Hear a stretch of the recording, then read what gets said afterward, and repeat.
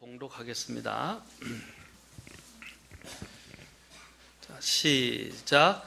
그러므로 너희는 지혜 없는 자가 되지 말고 오직 주의 뜻이 무엇인지 이해하라. 기도하겠습니다. 하나님 아버지, 오늘도 저희들이 주님 앞에 나왔습니다. 마음을 다해 주님을 사랑하고 또 주님이 우리에게 주신 그 생명의 말씀, 그 말씀을 귀로 듣고 또 눈으로 보고 마음으로 또한 깨달아 그 마음속에 그 말씀을 받아들이고 그 말씀을 따라 살 수 있도록 도와주시옵소서. 주님, 우리는 주님 없이는 살 수 없습니다. 주님, 오늘 이 시간에도 우리가 정말 주님을 마음껏 최선을 다해 주님을 경외하며 사랑하고 주님께 가까이 나아갈 수 있도록 성령께서 말씀을 통해 역사하시고 또 인도해 주시고 우리의 마음들을 만져주시기를 원합니다. 주님께 이 모든 것을 의탁합니다. 전하는 자는 부족하고 또한 아무것도 아닙니다. 오직 주님의 성령께서 이 시간 모든 것을 주재하시고 인도해 주옵소서. 그리고 영광을 받아 주시옵소서. 주님께 이 모든 것을 의탁하며 예수님의 귀한 존함을 받도록 기도합나이다. 아멘. 앉으시겠습니다. 오늘은 하나님의 허용적인 뜻, 다음에는 하나님의 뜻을 알아갈 수 있는, 하나님은 우리에게 뜻을 알 수 있는 표지판들을 주셨습니다. 그 표지판들에 대해서 우리가 계속해서 살펴볼 것입니다. 하나님의 뜻에는 주권적인 뜻과 또 직접적인 뜻이 있고, 그 다음에 이제 원리적인 뜻이 있으며 이제 허용적인 뜻이 있다고 말씀드렸습니다. 자, 허용적인 뜻이라는 것은 인간에게 하나님이 이렇게 생각하시면 됩니다. 자유 선택권을 주셨고 자기의 자유 의지로 선택하고 결정할 수 있도록 하나님께서 부여하신 권리라고 생각하시면 됩니다. 그러나 우리가 선택을 할 때 감안해야 할 것이 뭐냐면 이 세상에는 세 가지 음성이 있습니다. 우리 육신의 욕심에 따라서 우리가 원하는 바를 자꾸 취하려고 하는 그런 우리 육신에서 뿜어져 나오는 음성이 있고, 또한 우리의 대적인 사탄이 우리를 또 인도하고자, 우리를 끌고 가고자 주는 음성이 있습니다. 그리고 또한 하나님께서 우리에게 주시는 음성이 있습니다. 우리가 그 음성 중에 이 세 가지를 중에서 어떤 때는 우리가 사탄이 교묘하게, 심지어는 우리 또 육신도 죄의 속임수를 통해서 교묘하게 하나님의 음성을 가리거나 하나님의 뜻을 가려서 우리가 원하는 바들을, 또한 사탄이 원하는 바를 추구하도록 우리에게 교묘히 속임수로 다가올 수도 있습니다. 우리가 이런 것들을 잘 분별할 필요가 있을 것입니다. 하나님께서 직접 원하시는 것은 아니지만 보다 큰 하나님의 이 계획과 목적들을 성취하기 위해서 때로는 기뻐하시지 않으시지만 어떤 일들을 허락하시기도 합니다. 우리가 아마 이런 말들을 하죠. second best라는 말을 씁니다. 우리가 뭐냐면 차선이라고 이야기하는 것이에요. 이런 어떤 때는 최선은 어떻게 할 수가 없으니까 차선을 택하는 방법도 있습니다. 이와 같이 우리가 하나님이 원래 계획하신, 기뻐하시는 완전하신 뜻이 있는데 어떤 때는 하나님께서 이러한 부분들을 기뻐하시지는 않고 완전하지는 않지만 그냥 허락해 주시는 경우가 있다는 것입니다. 이런 것을 우리는 허용적인 뜻이라고 합니다. 이러한 부분에 반하는 신학 이론이 있는데 이런 것들을 우리는 칼빈의 절대 예정론이라고 이야기합니다.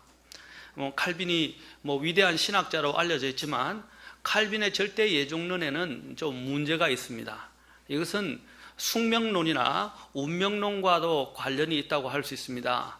칼빈의 절대 예정론이라는 것은 무엇입니까? 하나님이 모든 것을 미리 다 정해 놓으셨다는 것입니다. 그래서 사람이 선택할 권리도 없고 누가 어떻게 하든지 간에 상관없이 하나님은 모든 것을 정해 놓으셨기 때문에 그 뜻대로 이끌어 가신다는 거예요. 심지어는 천국에 갈 사람, 지옥에 갈 사람까지 하나님이 다 정해 놨다고 이야기를 합니다. 그러면 우리는 로봇에 불과하고 우리가 뭔가를 하려고 노력할 필요가 없어요. 왜냐하면 하나님이 모든 걸 다 정해 놨는데 심지어는 기도할 필요가 있습니까? 심지어는 전도할 필요가 있습니까? 그 이론에 따르면 그렇다는 것입니다. 그 절대 예정론의 일에 따르면 모든 것이 다 정해져 있는데 내가 구원받았는지 안 받는지 어떻게 알아요? 내가 구원받고 싶어도 하나님이 거절하셨다면, 이미 예정 지옥과 보내기로 결정하셨다면 내가 아무리 구원받고 싶어도 구원을 받을 수 없는 거예요. 어떤 사람은, 이 사람은 원래 지옥에 가야 될 마땅한 죄인인데도 불구하고 하나님이 이미 천국 가기로 정해놓았다고 하면 하나님이 어떻게 해요? 그 사람은 그냥 천국에 간다는 거예요. 그 사람의 죄에 관계없이. 이 얼마나 황당한 이론입니까? 심지어는 이렇게 생각하십니다. 어떤 사람이 죄를 범했을 때, 잘못을 범했는데 그것도 하나님의 궁극적인 선을 위해서 하나님께서 이미 그 죄를 짓도록 정해놓으셨다는 거예요. 하나님은 죄의 조장자가 아니십니다. 죄의 조장자가 아니시고 죄에 대해서 심판하시는 분이에요. 그런데 그 죄를 하나님이 짓도록 허락했다? 그러면 하나님을 불의한 자로 만드시는 거예요. 그리고 하나님의 거룩함과 공의를 무너뜨리는 것입니다. 인간이 왜 지옥에 갑니까? 인간이 왜 지옥에 가죠? 예수님을 안 믿을 수 있지만 인간이 스스로 선택했기 때문입니다. 하나님이 그 사람이 지옥 가도록 정해놓은 게 아니라 자기가 그것을 선택했기 때문에. 그래서 개역 성경에 보면, 창세기 3장에 보면 하나님께서 인간에게 자유의지를 주셨다고 되어 있어요. 창세기 2장에 보면 하나님이 아담과 이브를 만드시고 그의 동산 중앙에 있는 나무, 그렇죠? 선악과라고 불려지는 그 동산 나무를 주셨어요. 그리고 주님께서 동산에 있는 모든 나무의 열매는 먹되, 어떻게 동산 중앙에 있는 그 선악을 알게 하는, 그렇죠? 그 나무의 열매는 먹지 말라라고 그랬어요. 모든 열매는 어떻게 하면, 주님이 거기서 보면 킹제임스 성경에는 자유로이, 그렇죠? freely, 마음대로 먹되, 이렇게 돼 있어요. 그것을 자유의지로 주셨단 말이에요. 먹을 수 있는 권리와 먹지 않을 권리를 인간에게 부여하신 거예요. 자, 여기서부터 사실 허용적인 뜻이 시작된 것입니다. 그런데 우리가 한 가지 또한 알아야 하는 것은, 인간에게 자유의지를 하나님이 주셨을 때는 그 인간의 자유의지에 따라서 인간이 행동을 했을 때, 결정을 했을 때, 선택을 했을 때, 그것에 대해서는 어떻게 해요? 인간 스스로가 책임을 져야 한다는 것입니다. 자, 아까도 지옥에 가는 이유가 바로 스스로가 그것을 선택했기 때문에 스스로가 책임을 지는 것입니다. 그래서 인간에게 허용된 자유의지는 인간의 그 본질에 국한된 것으로서 한계성을 지니고 있습니다.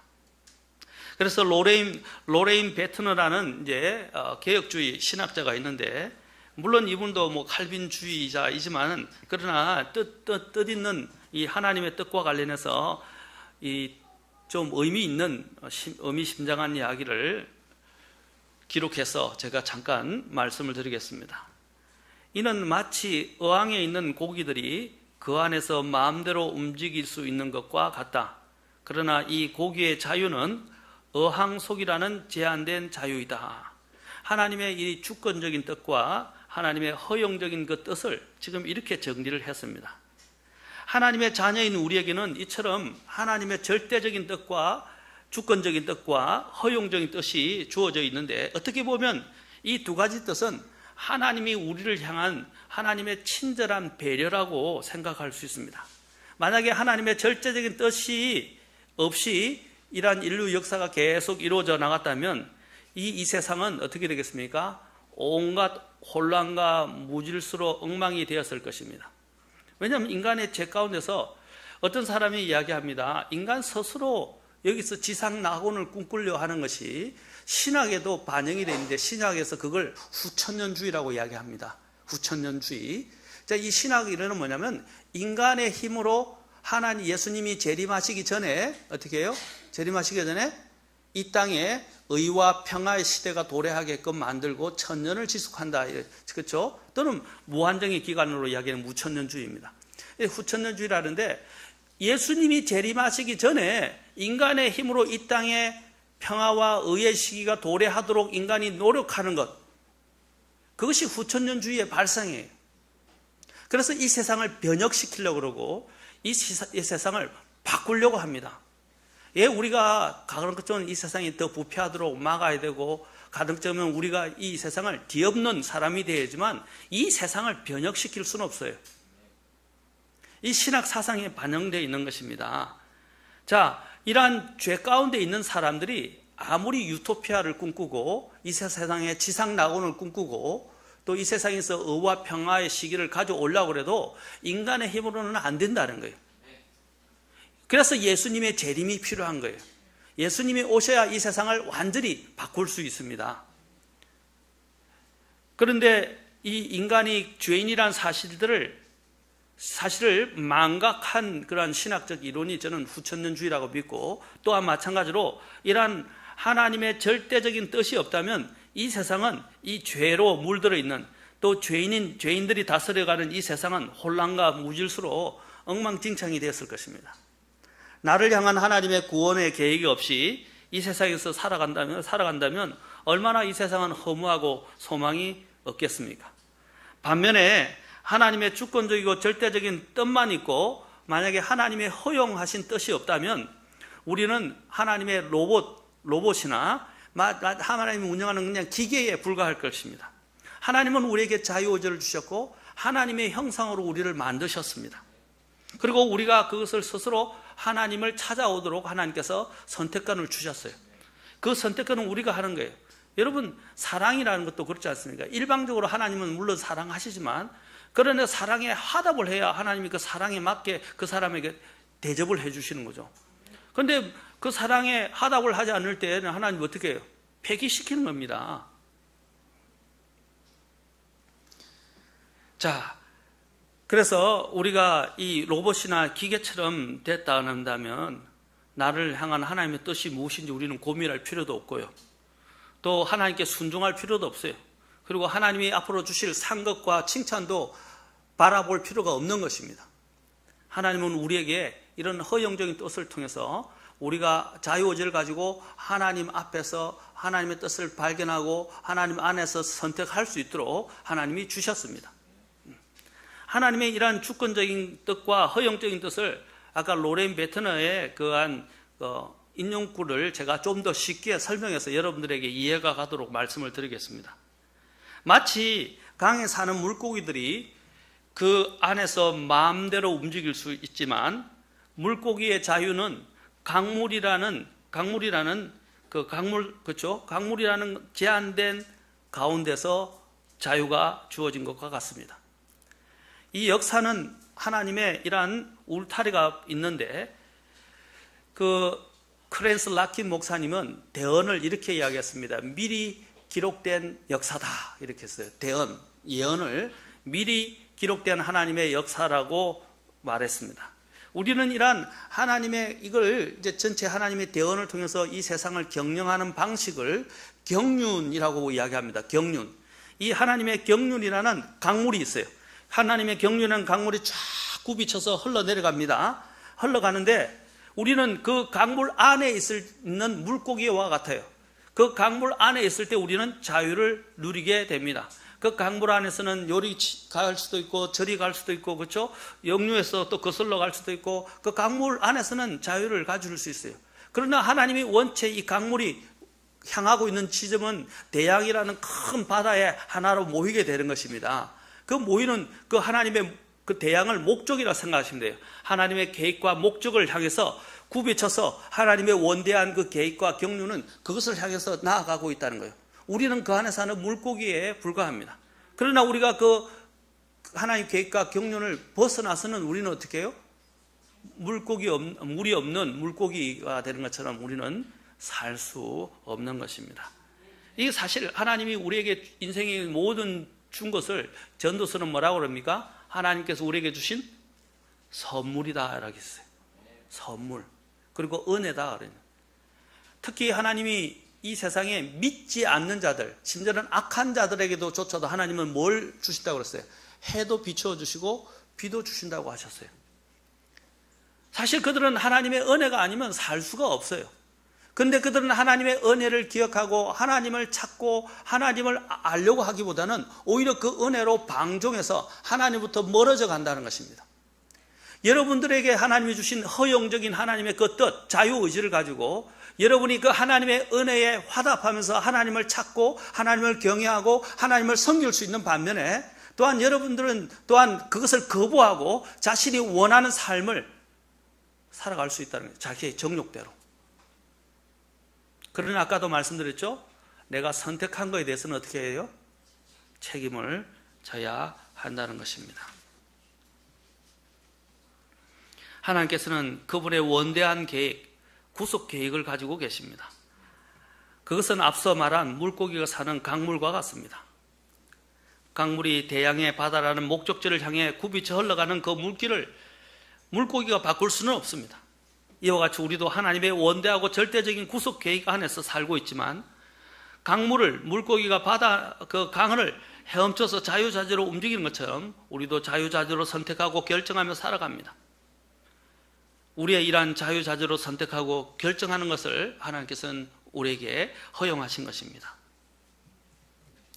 그래서 하나님이 일종한 울타리를 우리에게 주셨는데 이것을 울타리 또는 틀이라고 할 수 있는데 사실 이 역사가 흘러가는 모든 것들이 다 하나님의 틀에 의해서 움직이는 흘러가는 강물과 같은 것입니다.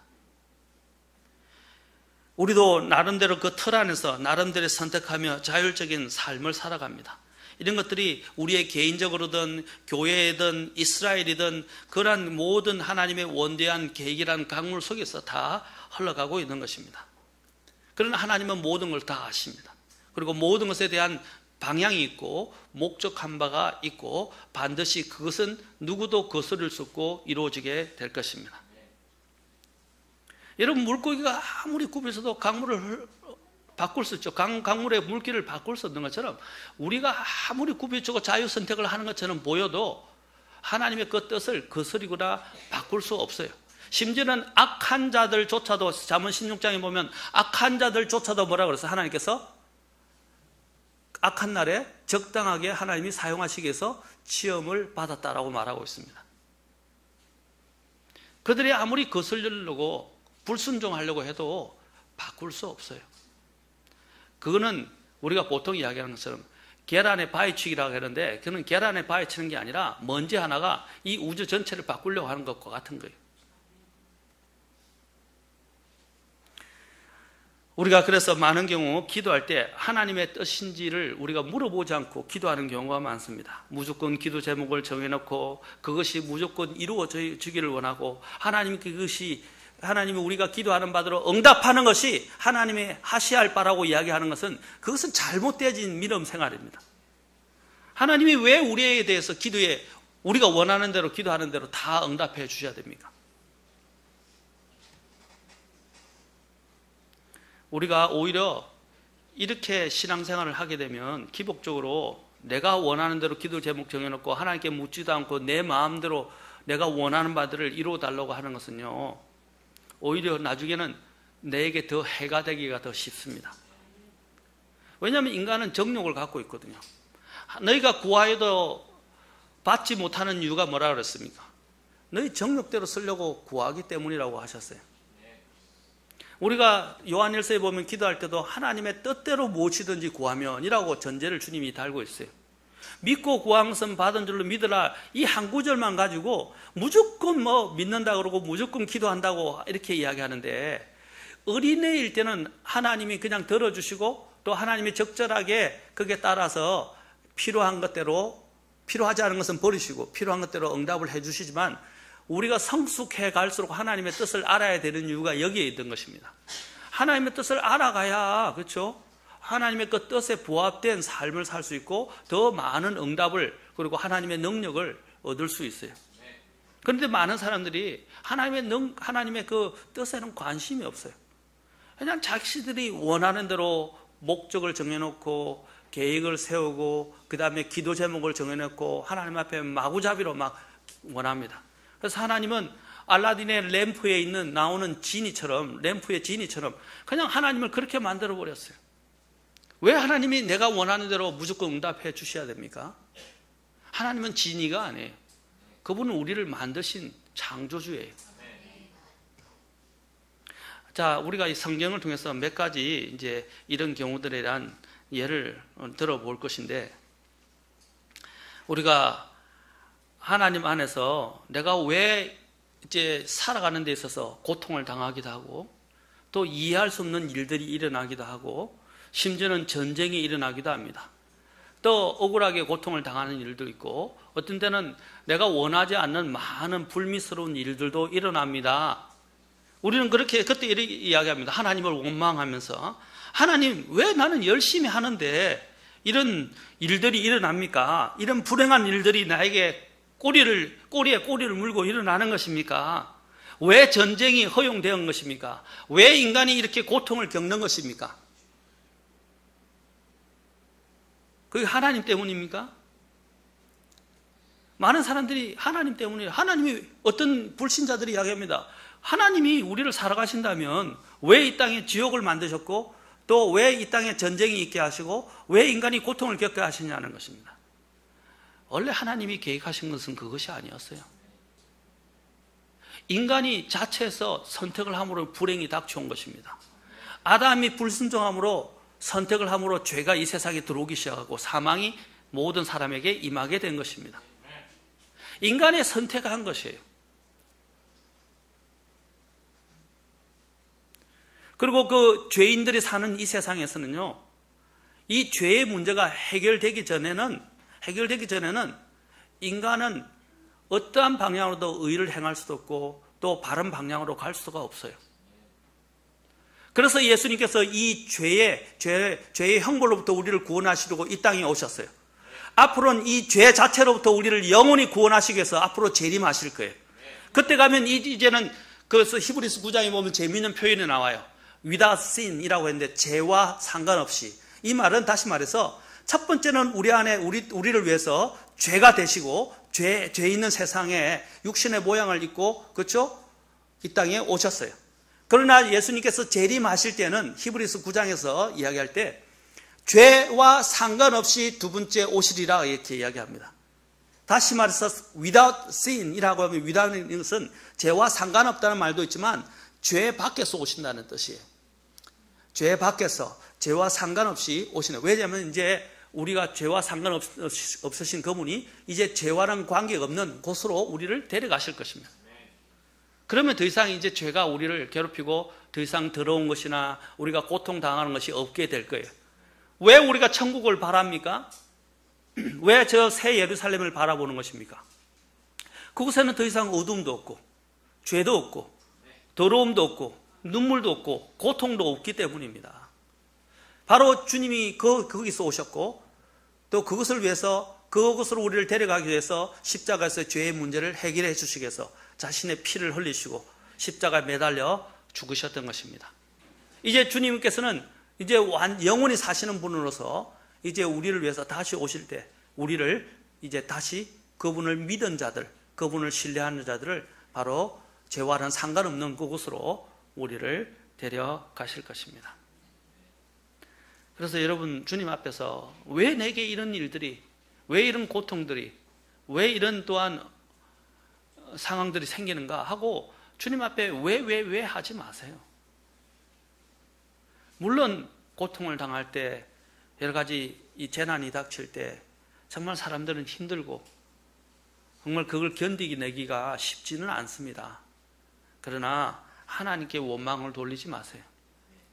하나님은 우리를 그래도 최선으로 인도하시려고 우리에게 지금 우리를 눈동자처럼 지키시고 살펴주시고 인도하고 계신다는 것을 믿어야 됩니다. 특히 믿는 자들에게는. 안 믿는 자들은 소망이 없어요. 하나님이 안 계시기 때문에. 그러나 믿는 사람들이라면 우리가 적어도 이런 하나님에 대한 절대적인 신뢰를 가지고 있어야 합니다. 그리고 일이 아까 전에도 이야기했지만 고통스러운 이런 고난과 고통스러운 일들이 일어날 때 왜? 라는 단어를 쓰지 마시고 하나님께 맡기고 감사하십시오. 우리가 당하는 고통이 우리가 앞으로 우리가 가게 될 그 지옥의 고통에 비할 수 있겠습니까? 또 내가 당하는 고통이 예수님이 십자가에서 당하신 고통에 비할 수 있겠습니까?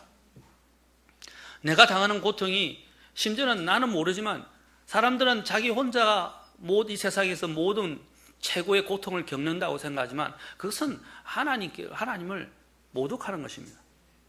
주 예수님이 당하신 고통, 그것은 말할 수 없어요. 그분은 가장 높으신 분이고 죄 없으신 분이었어요. 그런데 가장 낮은 자리에 오셨고 가장 낮은 자리에서 고통을 당하시고 또 죄가 있는 것처럼 고난을 당하셨어요. 왜 그랬습니까? 우리 때문이었어요. 자신의 죄 때문이 아니었어요. 여러분, 고난을 당할 때 주님을 생각하십시오. 그리고 왜라는 단어를 우리의 믿음 생활에서 지워버리십시다. 그리고 하나님이 주신 것들을 바라보면서 견뎌내십시오. 그리고 또한 지옥의 고통, 또 내가 당하고 있는 다른 사람들이 내보다 더 큰 고통을 겪는 사람들도 있을 수 있어요. 그런데 사람은 이기적이어서 마치 자기 혼자 이 세상의 모든 고뇌를 다 짊어지고 자기가 예수님이 된 것처럼 생각하는 사람들이 있어요. 그 얼마나 오만방자한 생각입니까? 아까도 얘기했지만 지옥의 고통에 비할 수 있겠어요? 영원히 지속되는 지옥의 고통에 비할 수 있겠냐고요. 근데 마치 내 혼자서 이 모든 것을 짊어진 것처럼 이야기하지 말라는 거예요. 왜 그리스도인들이 그러한 모양으로 살아가야 됩니까? 그리스도인들은 그렇게 삶을 살면 안 돼요. 고통이 오더라도 주님을 바라보고 감사함으로 살아야 됩니다. 아까 전에 이야기했죠. 하나님이 보여주신 하나님의 뜻이라고 명령한 것 중에 하나가 뭡니까? 감사하라는 것입니다. 모든 일에서 감사하라는 것입니다. 여러분, 원망한다고 일이 해결됩니까? 일이 해결되었나요? 일이 잘 해결됐나요? 왜 대답을 안 하십니까? 원망한다고요? 해결되는 거 없어요. 아까 그랬지만 불평한다고 해서 키가 한 자 더해질 수 있습니까? 없어요.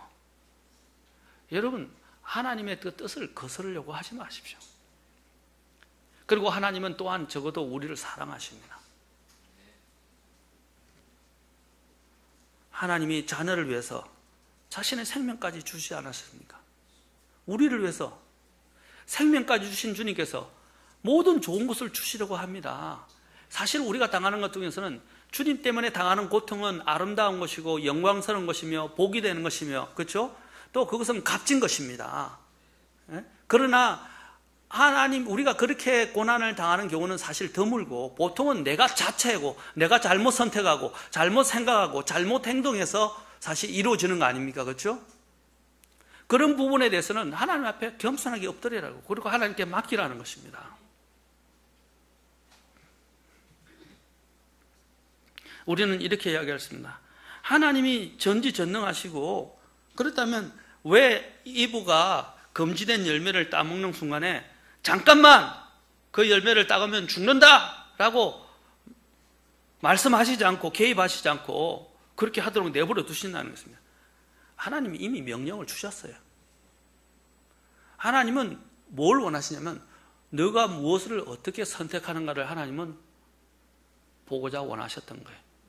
여러분도 그렇잖아요. 내가 자녀에게 무한정 사랑을 주고, 그렇죠? 무조건적으로 희생을 합니다.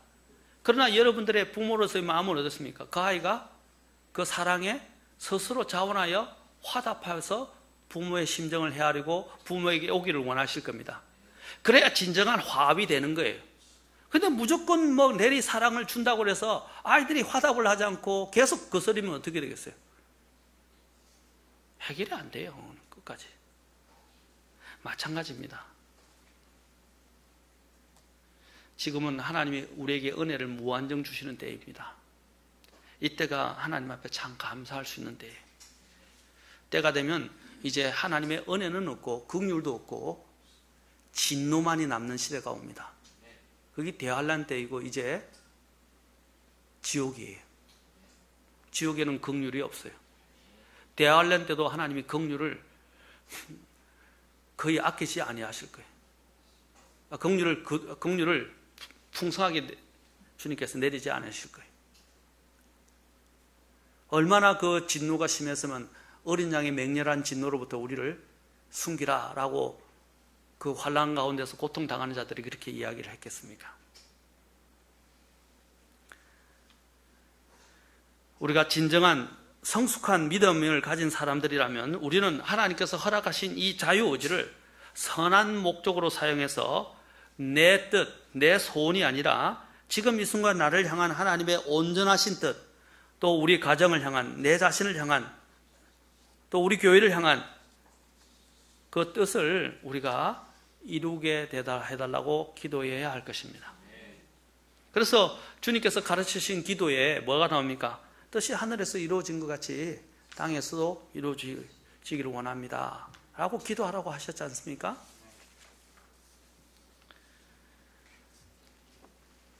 그래서 요한복음 8장 29절에서 주님이 뭐라고 말씀하셨는지 한번 봅시다.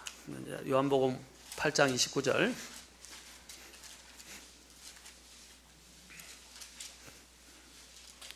자, 8장 29절에 보면 예수님께서 이렇게 말씀하셨습니다. 잘 보십시오.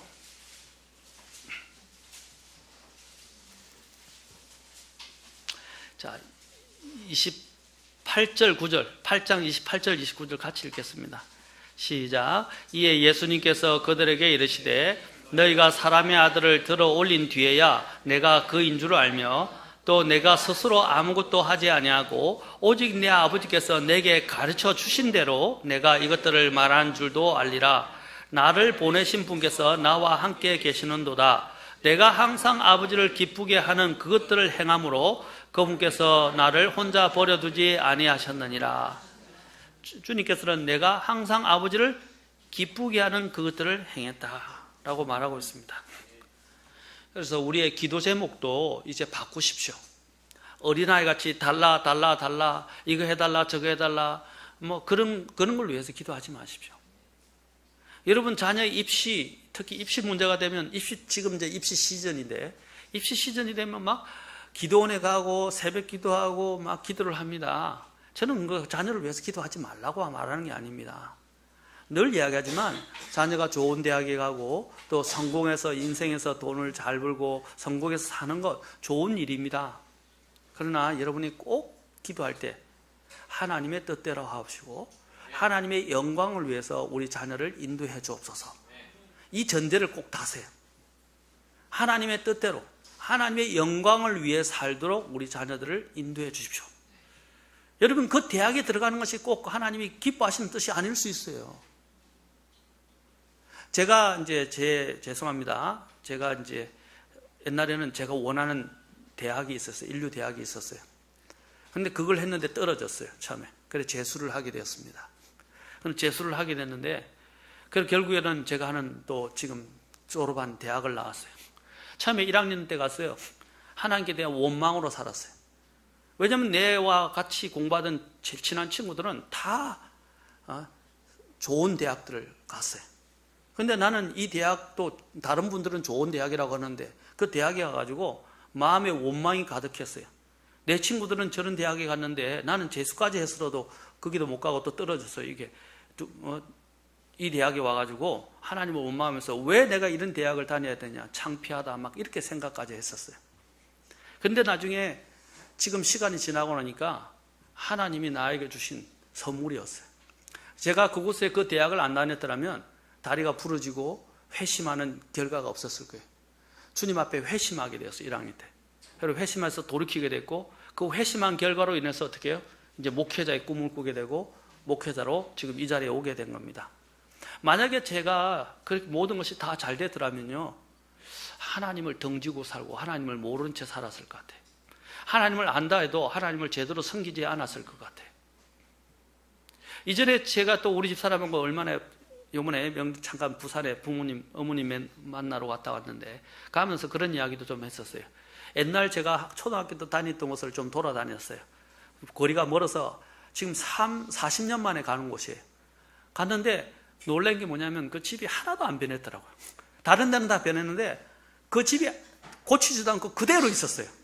그래 옛날에 그 모습이 그대로 머리에 다 떠오르는데 얼마나 감회가 스럽고 어머니하고 같이 내려서 다 보고 막 같이 이야기를 나눴는데 이제 우리 사람하고 차를 타고 가면서 그런 이야기했어. 우리 할아버지가 돈이 좀 있으셨는데 근데 할아버지께서 그 돈을 가지고 빌딩을 사려고 부산으로 오셨어요. 그래서 부산을 오셨다가 사기를 당하고 또 돈을 다 잃어버렸어요. 다 잃어버려요. 그래 빌딩을 못 사게 돼서 계속 이제 어려운 삶을 살게 되었었죠. 그런데 그런 이야기들, 할아버지가 돈을 잘 관리했더라면 빌딩을 샀었더라면, 그렇죠, 얼마나 좋았을까. 그때 샀을 때 샀었더라면. 그런데 제가 그런 말을 했어요. 빌딩을 샀더라면 아마 오늘의 내가 없었을 것이다.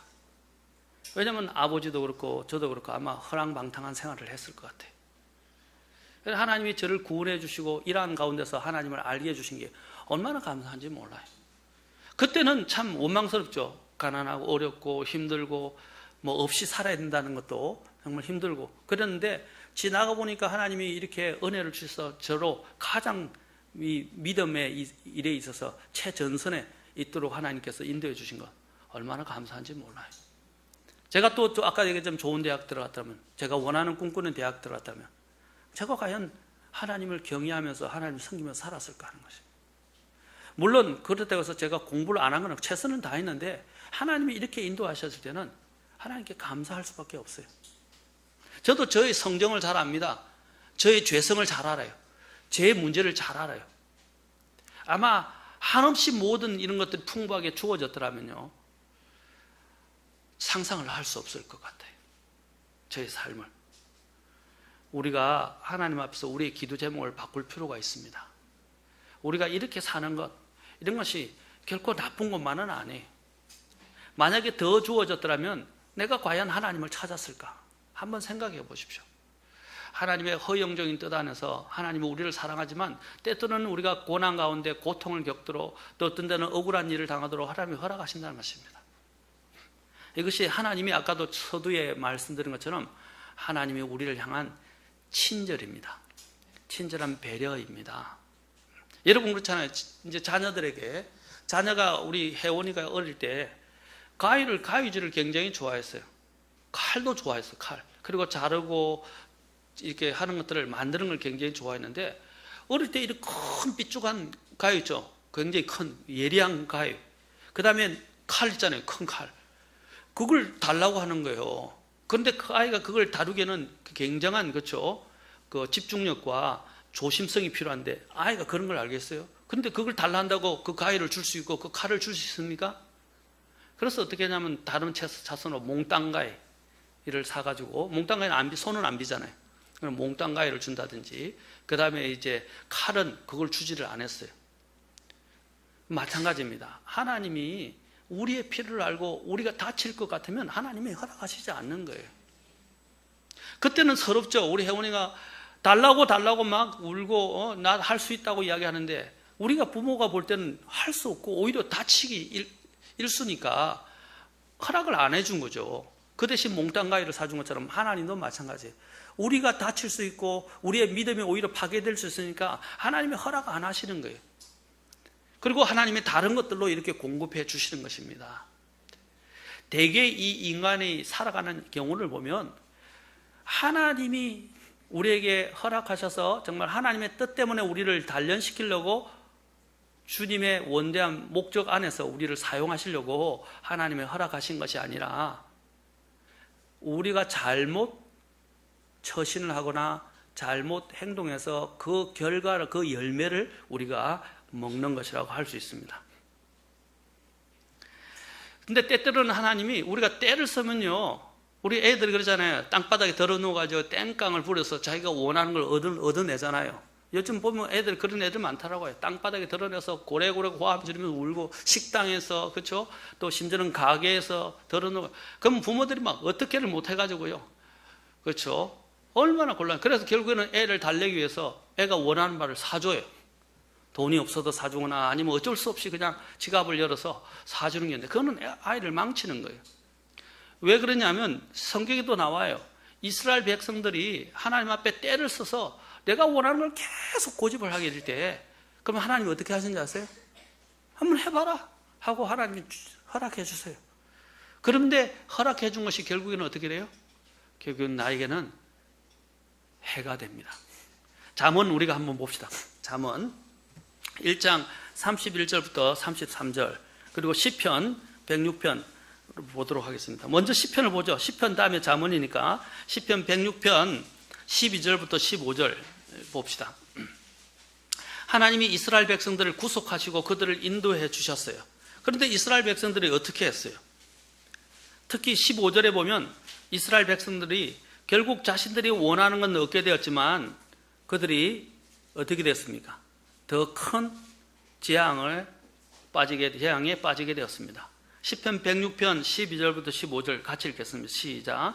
그때 그들이 그분의 말씀들을 믿고 그분을 찬양하는 노래를 불렀더라. 그러나 그들은 그분께서 행하신 일들을 곧 잊어버리고 그분의 계획을 기다리지 아니하며 광야에서 크게 탐욕을 부리고 사막에서 하나님을 시험하였도다. 그분께서 그들이 요구하는 것을 주시되 그들의 혼에게 야위게 하는 것을 보내셨도다. 보십시오. 하나님이 기적적으로 그들을 인도하신 것들을 그들은 잊어버리고 처음에는 말씀을 믿고 찬양을 했는데 잊어버렸어요. 그리고 어떻게 했어요? 그분의 계획을 기다리지 아니했다 그랬어요. 그리고 탐욕을 부리고 광야에서 하나님을 시험했는데 자 보십시오. 그들이 뭘 구했어요? 하나님이 만나로 주셨어요. 그렇죠?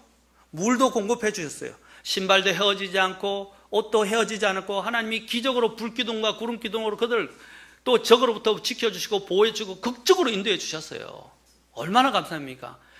전에도 말씀드렸지만 이 만나는 절대로 식상하지 않는 음식이에요.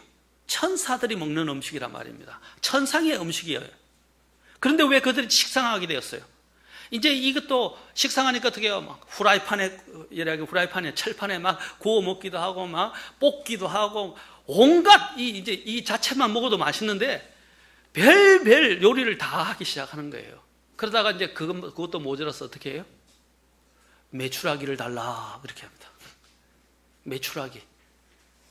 주님이 이 만나만 먹어도 충분한데 메추라기를 또 고기가 그립다고 이집트에 있던 일들을 기억하면서 탐욕으로 고기를 구하기 시작했어요. 하도 고기를 구하니까 주님이 메추라기를 보내주셨는데 메추라기를 먹자마자 어떻게 됐어? 그들이 입에 들어가는 순간 죽음을 당했어요. 그게 시편 106편 15절이 말하는 거예요. 뭡니까? 그분께서 그들이 요구한 것을 주시되 그들의 혼에게 야이게 하는 것을 보내셨도다. 여러분 어린애처럼 하나님 앞에 생떼를 부르지 마세요. 제발. 하나님 뜻에 순종하세요. 생떼를 부리면 여기서 있는 것처럼 하나님이 그래 한번 해봐라 줄 수도 있어요. 그러나 자신의 혼이 야위게 된다는 겁니다. 혼이. 그들의 기도가 응답되어 메추라기도 먹고 물도 마셨지만 그들의 혼은 오히려 삭막해졌다는 것입니다. 그래서 잠언 1장 31절부터 33절 보겠습니다.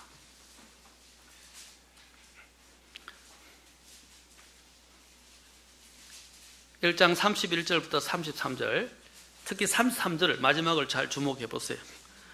그러므로 그들이 자기 길에서 난 열매를 먹으며 자기 계략들로 채워지리니.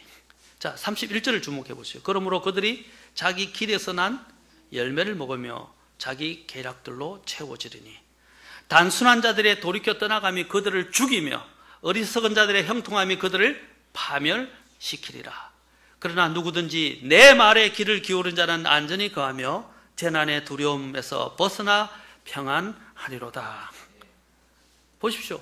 자기 열매를 먹고 자기 계략들로 채워져서 결국은 어떻게 해요?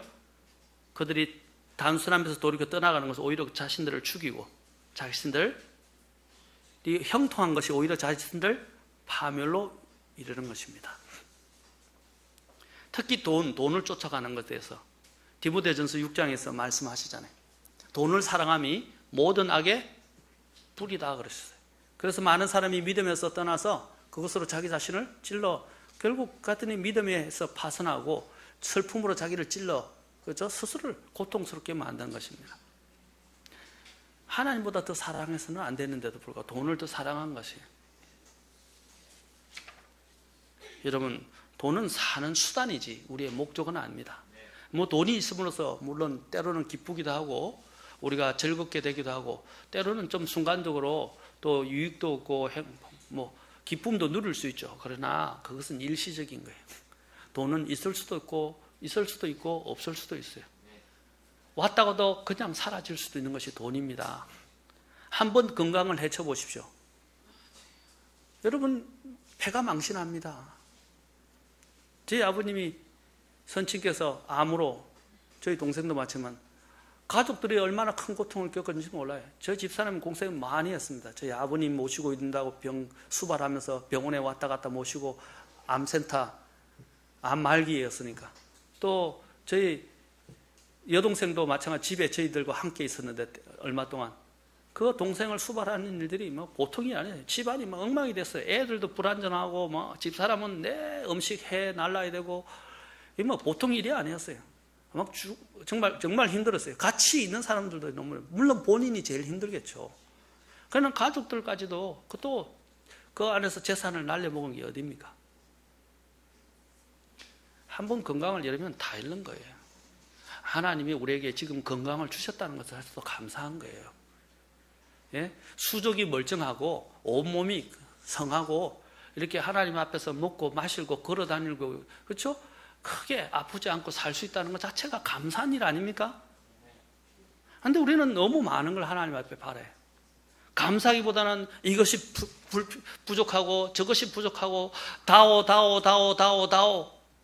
마치 무덤이 끝없이 사람 죽은 자들을 계속 다오.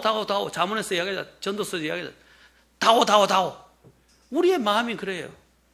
끝없이 하나님 앞에 다 달라고 그래요. 이렇게 많이 주셨는데도.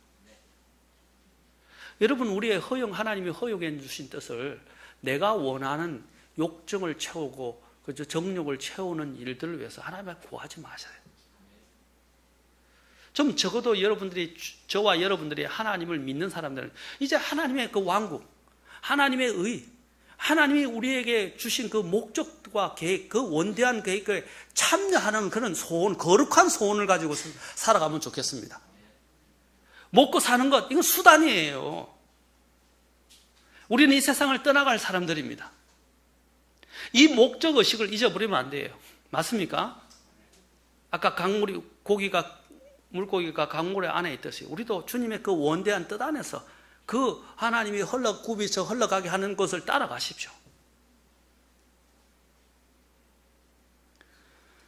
아까도 이야기했지만 우리에게 고난이나 불행도 바로 하나님이 우리에게 우리가 허락하신 것이다 라고 받아들이시면 돼요. 질병, 고난, 죽음, 이것도 다 하나님의 그 원대한 계획 속에 있는 것입니다.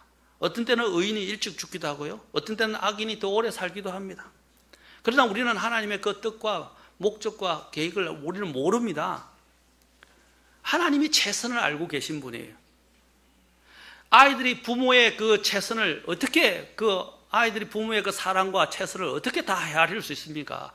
부모가 가장 속상한 게 아이가 부모의 그 사랑과 그 계획을, 그들을 위한 사랑과 아낌없이 베풀려는 그 계획을 애들이 모르는 거예요. 그러니까 반항하고 대들고 지금 당장 돈 달라 그러고 지금 당장 땡깡 부리고, 그때 제일 속상하지 않아요? 부모가 이미 다 그렇죠, 심지어는 재산까지도 다 줄 마음을 갖고 있는데, 적어도 내가 저 자녀를 사랑하는 부모나, 때로는 자녀가 너무 사랑하기 때문에 이 재산을 다 주면 아이가 망칠 수 있으니까 유산을 남기지 않는 경우도 있죠. 꼭 필요한 거면 주고. 그 다 자녀를 사랑하기 때문이고 자녀를 위하기 때문입니다.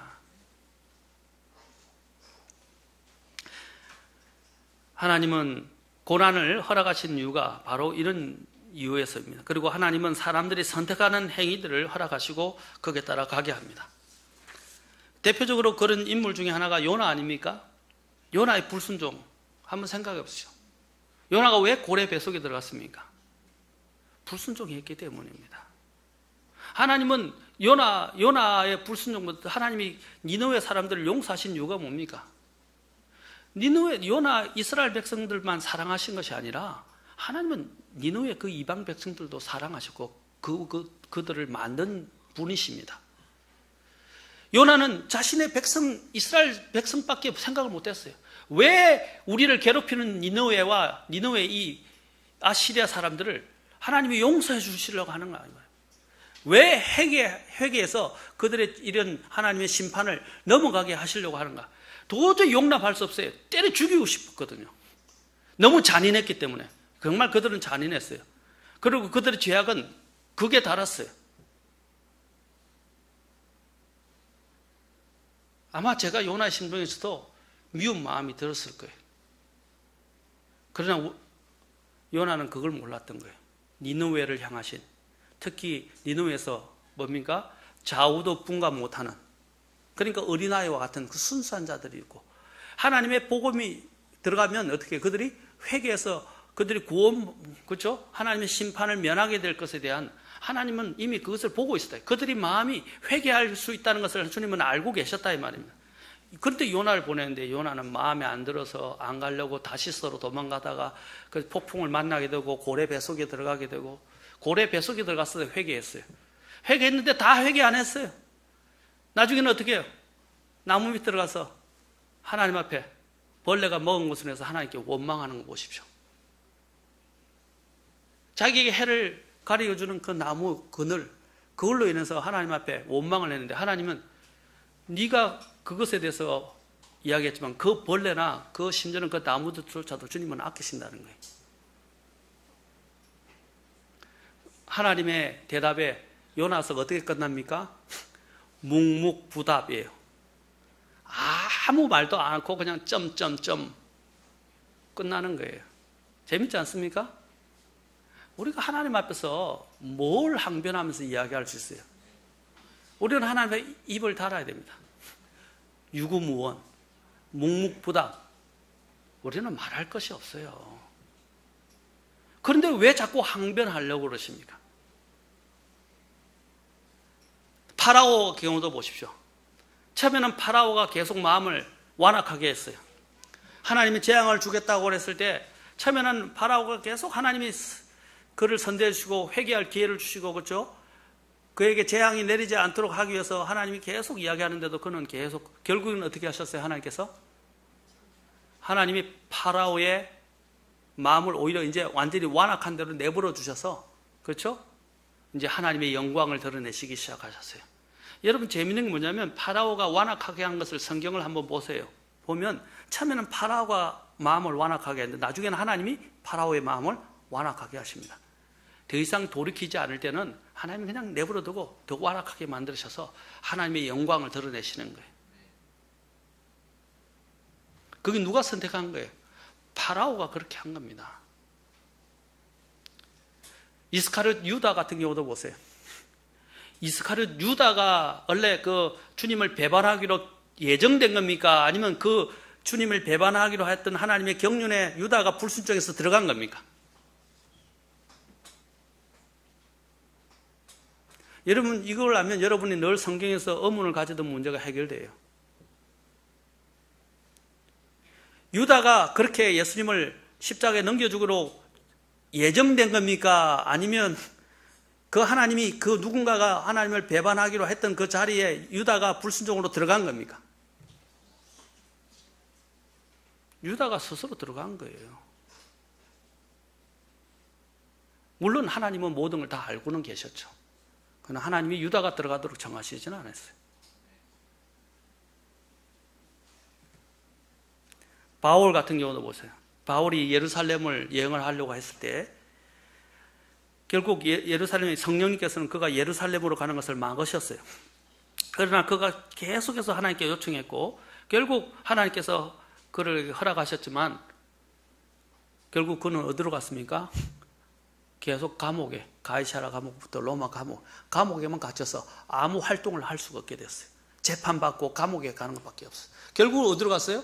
그를 이방인의 사도로 세우신 것처럼 그는 결국 로마 감옥으로 가서 로마에서 감옥에서 복음을 전하게 돼요. 예루살렘에서는 안 되고 감옥에 오히려 갇히게 됐어요.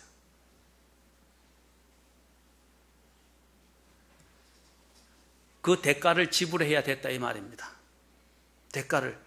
우리가 하나님의 뜻을 거스르게 될 때는요, 그 대가를 지불해야 합니다. 그 대가는 클 수도 있고 작을 수도 있고 어떤 때는 하나님이 긍휼로 덮으실 때도 있어요. 그러나 내가 그 책임을 져야 합니다. 이제 뭐 역사적인 사건을 한번 생각해. 히틀러가 유대인들을 대학살했습니다. 왜 히틀러 같은 사람을 하나님이 허락하시는 것입니까? 아까도 원점으로 돌아가서 원점에서 생각해야 됩니다. 인간이 스스로 선택한 거예요. 하나님은 허락하죠. 그 안에는 순진무구한 사람들도 고통을 같이 겪을 수도 있어요. 그렇죠? 여러분 열왕기를 보면 이스라엘의 역사에서 왕들의 문제로 인해서, 왕들의 불순종으로 인해서 심지어는 선한 청년들까지도 죽임을 당하고 선한 사람들까지, 제사장까지 죽임을 당하는 일들이 생깁니다. 그런데 우리가 볼 때는 왜 다른 사람들의 죄 때문에 이런 선한 사람, 무고한 사람들까지 고통을 겪냐고 하나님 앞에 반문할 수 있어요. 제가 이제 이런 것을 이렇게 이야기한다면 여러분들이 좀 하나님의 이 마음을 이해할 수 있을 거예요. 저희 어머님이 이제 제 여동생이 소천을 했을 때 막 식음을 전폐하시고 너무너무 고통스러워하고 힘들어 하셨어요. 어머니가 완전히 일하다가 어머니까지 이제 큰일 나는 거 아닌가 걱정할 정도로 하나님이 원망스러우신 거죠. 그런데 동생을 저도 지켜봤고 동생을 봤는데 동생이 너무너무 고통 속에 항암제 그 부작용 때문에 사지가 마비되고 사지가 막 찢어지는 것들은 고통을 느끼는데 밤마다 주물러줘야 되고 너무너무 고통스러운 거예요. 그래서 저도 기도하고 주물러주고 우리 또 매제가 계속 밤낮에 이제 어머니도 그러셨지만 막 진짜 감당이 안 해. 마취제를 놔도 진통제를 놔도 진통제가 듣지를 않는 거예요. 너무너무 고통스러우니까. 그런 것들을 늘 경험하는데 갑자기 진통제를 병원에 실려 응급실에 들어가서 진통제를 맞다가 숨을 거뒀어요. 생각지도 못했죠. 그래서 그 병원을 고소하려고 생각도 했고 했는데 결국 고소를 안 하고 이제 그냥 끝냈지만 조용히 저는 그렇게 생각합니다. 이 세상에서 그렇게 고통스럽게 더 오래 살려고 연명하는 것보다 더 고통 없는 천국에서 어차피 이제 주님을 영접했고 주님을 믿는 믿음의 사람이고 천국에서 그냥 고통 없이 즐거운 가운데 이제 고통을 다하고 사는 게 더 낫지 않습니까? 그렇지 않습니까? 그래서 하나님이 그 젊은 나이에 꽃다운 나이에 그냥 하나님이 데려가신 거라고 믿습니다. 제가 볼 때도 지금은 그래요. 동생을 보낸 것 지금도 그저께 낙골당에 갔다 왔지만은 아버님하고 너무 마음이 아파요. 마음이 아프고 어머니도 또 가서 막 대성통곡하시고 우시고 그래서 달래고 그렇게 했는데 동생이 없다는 건 사실이 정말 마음이 아프죠. 특히 자식을 잃어버리는 부모의 심정은. 그러나 한편으로는 어머니한테 제가 그랬어요.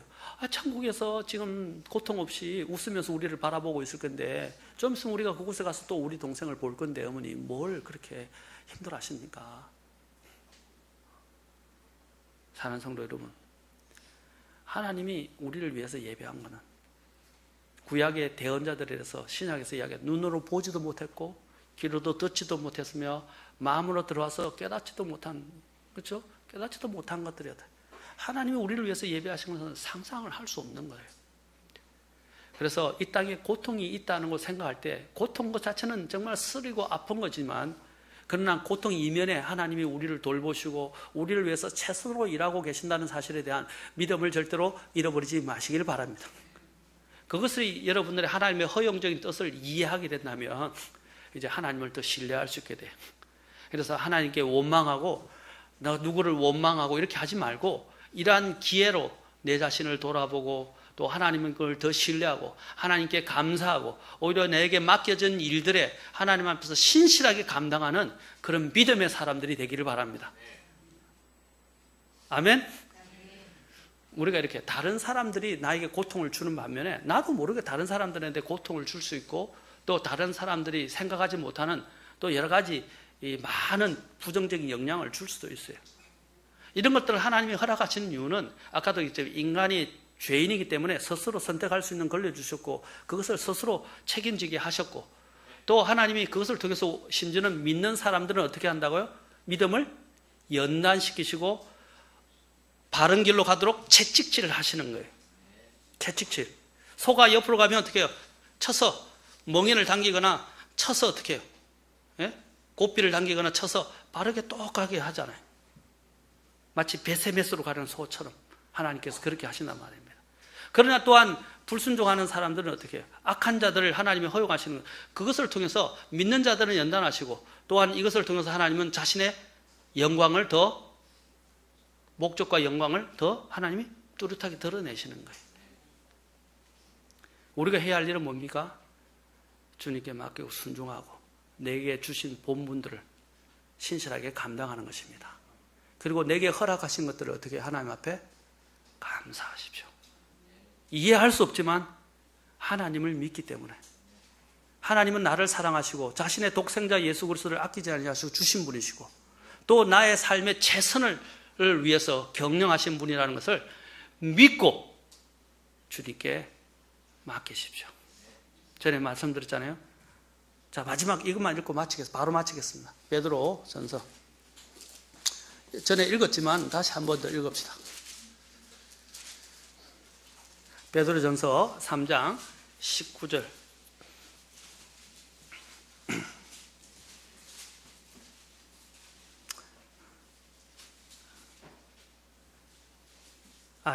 처음부터 12절부터 19절까지 쭉 읽읍시다. 12절부터 읽겠습니다. 그래서 19절을 크게 같이 힘차게 읽으면 좋겠습니다. 12절부터 19절까지 4장 베드로전서 12절부터 19절까지 시작. 사랑하는 자들아, 너희를 단련하려고 오는 불같은 시련에 관하여는 마치 이상한 일이 너에게 일어난 것 같이 이상히 여기지 말고 오히려 너희가 그리스도의 고난에 참여하는 자가 되었으므로 기뻐하라.